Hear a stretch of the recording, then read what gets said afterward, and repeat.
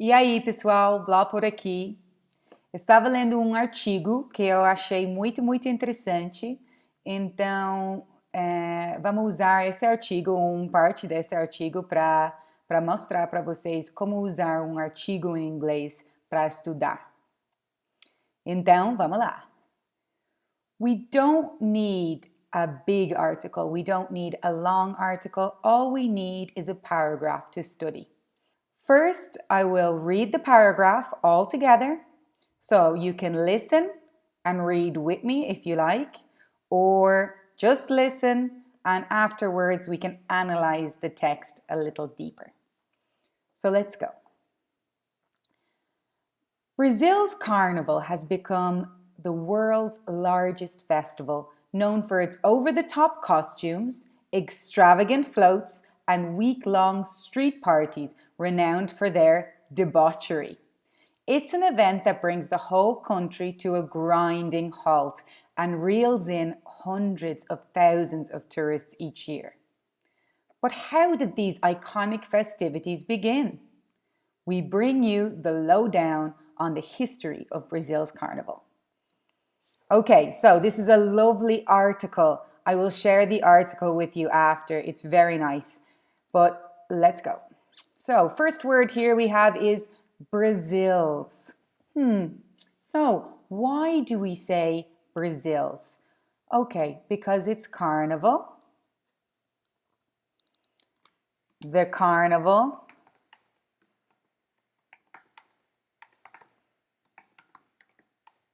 We can say belongs to Brazil. Like for example here we could say something that's more familiar to me. We could say for example Ireland's St. Patrick's Day. Has anybody here experienced a St. Patrick's Day in Ireland? If you haven't, I highly recommend it. It's great fun. Brazil's carnival has become. So, over time, in the beginning, it was not the largest. Over time, it has become. It wasn't. Now it is. It has become. The world's largest festival. Okay, question for you. Can you tell me, what's another word for largest? Any ideas? Let me show you. I'm going to leave one of these texts up here for me for after because I'm going to need it again. Large equals big. Okay. So Brazil's carnival has become the world's largest festival. I'm so surprised by this, that it's the world's largest festival. I was thinking that maybe Spring Festival in China or something like this would be bigger, but wow, the world's largest festival, known for its over-the-top costumes. Okay, so when we think of the word top, what do we think of? For example, the top of my head, right? The top of the bottle. Well, when we say over the top, we're talking about something being exaggerated. So maybe last night I ordered a large pizza and just for myself. That would be over the top, right? Because I don't need so much. So over the top, we can say is too much.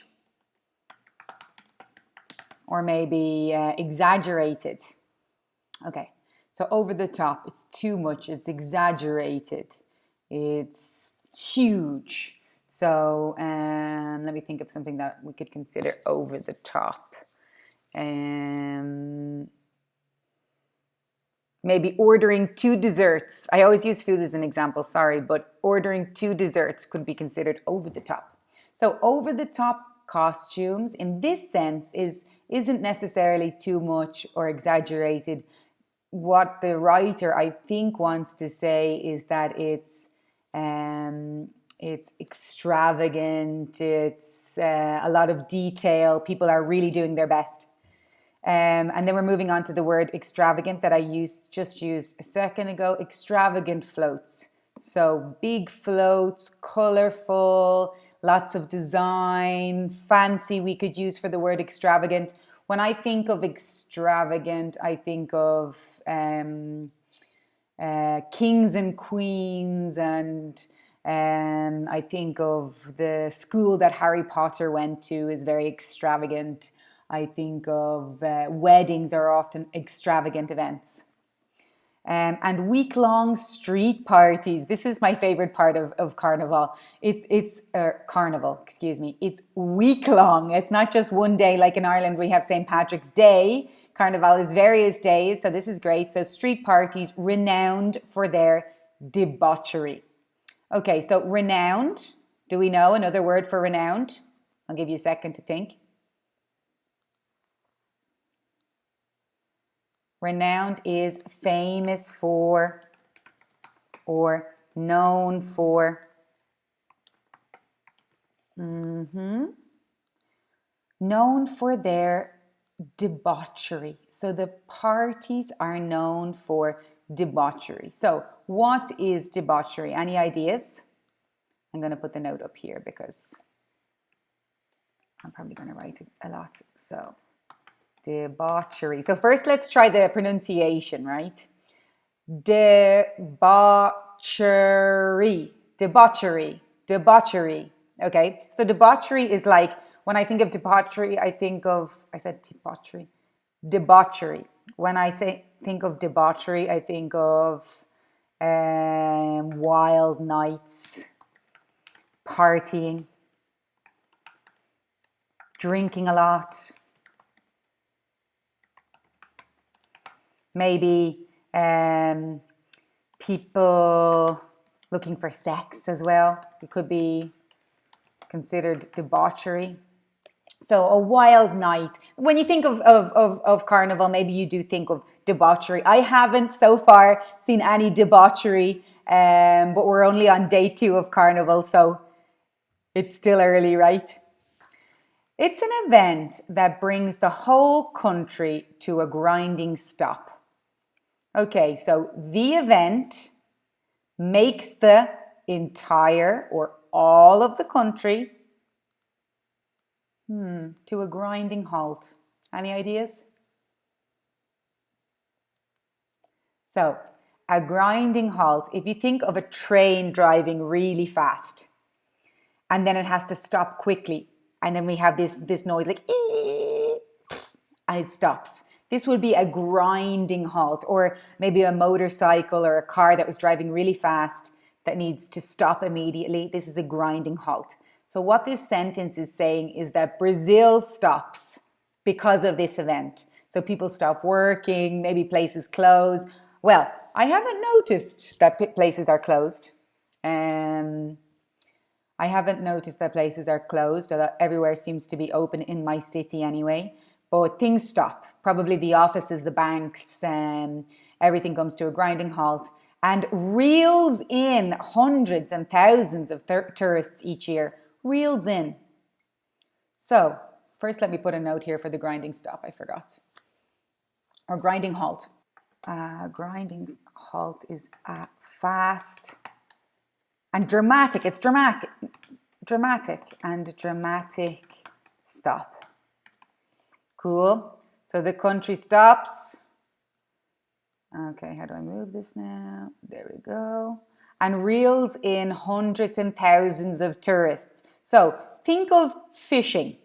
Okay, I'm going fishing. I want to catch some fish. I have a fishing rod. I think you say you cast the fishing rod into the water and then you catch a fish. A fish bites the hook. You reel it in. So it's like pulls people in or drags people in or attracts people, we could say. Let me make a note. So to reel in.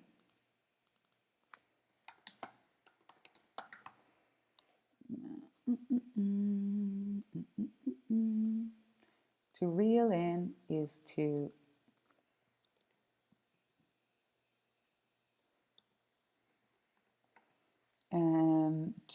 pull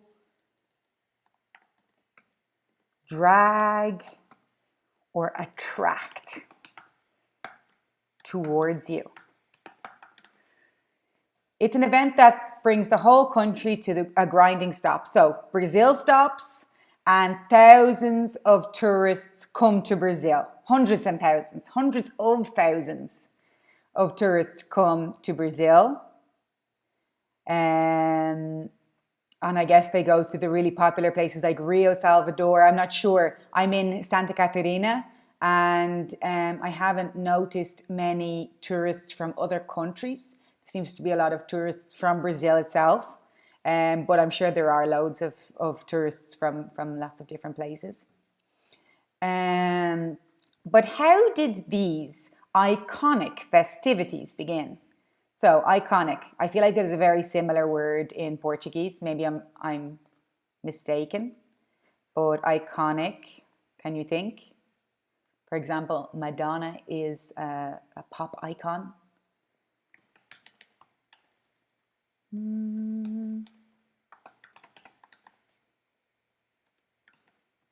She is iconic.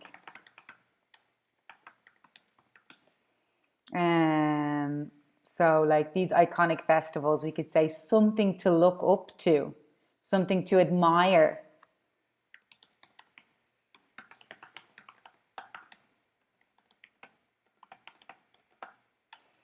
Or admire. Okay. Let me move this out of the way. Oh, it doesn't move. Here we go. Got it. Iconic. Okay. Iconic festivities begin. So can you give me a similar word or a synonym for festivities?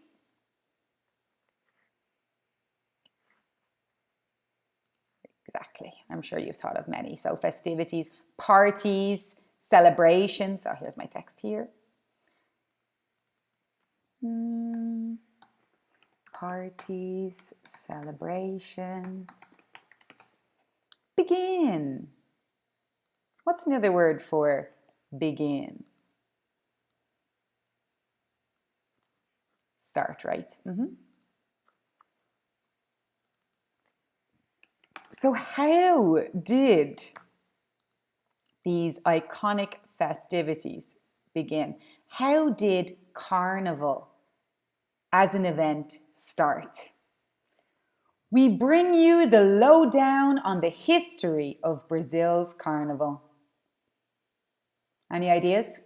Can you make this sentence in your own words? Give you a minute. We bring you, so the person that's writing the article or the company that she's writing for will bring you or give you the lowdown. What is the lowdown? Another way we can call it, say lowdown, is the 411. It's so hard to move the thing. Okay. So lowdown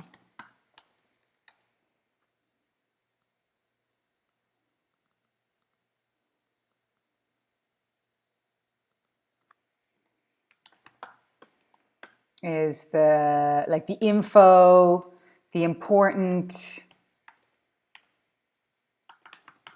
points, or the explanation.